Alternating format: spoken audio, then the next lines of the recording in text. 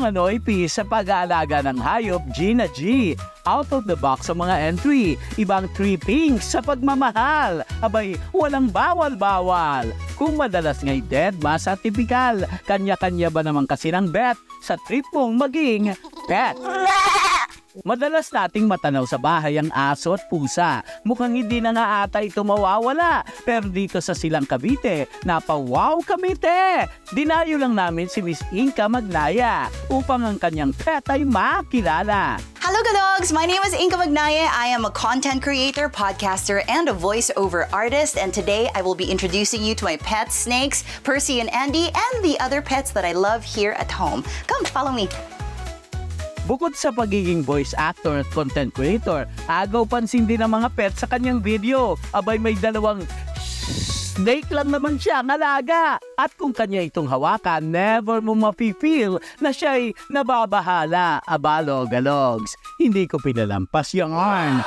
Gina G ko siyang kinapalayam. One-on-one. Hi, Inka. Finally, I met someone, no? Social media darling. So, Inka, in person here. So, ako ang inyong Kuya Mark Logan, no? Nice to meet you, yeah.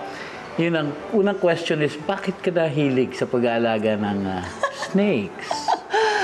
Bakit? But ever since I was younger, sobrang love ko na po talaga yung snakes. Parang, I think kasi nung nag-family trip kami to like Manila Zoo, di ba? Yung pa-picture with a snake na malaki.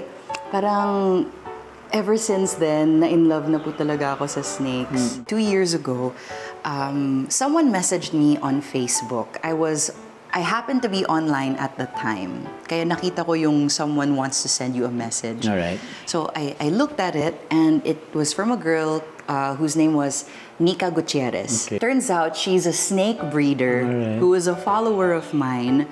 And she wanted to give me Percy. Okay. Can I ask, gaano katagal na sa'yo si... 2 years po. 2 years. He's been with me since 2022. Sinong nauna sa kanila?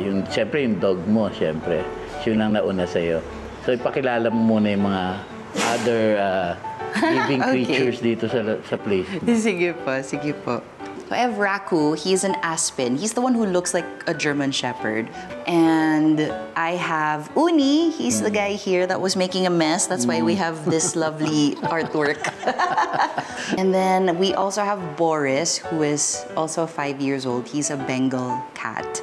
This is Percy. His name is Persimmon. I named him after the fruit. And then he's about 2 years old. And then after Percy, this one is a girl naman. So Percy is a male ball python. So that means they don't grow very big. But the females, they do. So they can potentially grow up to like 5 feet. And Andy is very big. And later, we're gonna see her. No? Yes. Yun nga, you told me much bigger siya. No? And look, if you see her eyes po, it's white. Because she's about to shed. So right now, she's... Ganda niya nila. Yeah. Right now, she's very uncomfortable. Para siyang hubot-hubad eh. Opo. Natanggal yung kanyang Because she's so Pero pink. is it safe, like holding them na? It's safe naman. Kakatanggal lang nung Oh, yes, yes. That's better than holding them now. Inka, how did they change your life? Well, since snakes are such a different kind of pet. Kasi po, di ba, pag dogs, pag uwi natin, they're so happy to see you. Yung cats, they cuddle you and they purr.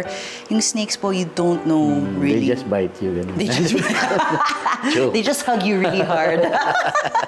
Sinakal. With snakes po kasi, it's such a different experience. Like, it's almost purely like you just taking care of them. Okay. And I found that every time I go through the motions of like, you know, kailangan ko silang pakainin or kailangan ko linisin yung enclosure nila or kailangan ko silang punasan, parang they've taught me stillness. They've taught me a different kind of like service without expecting any, you know, love in return.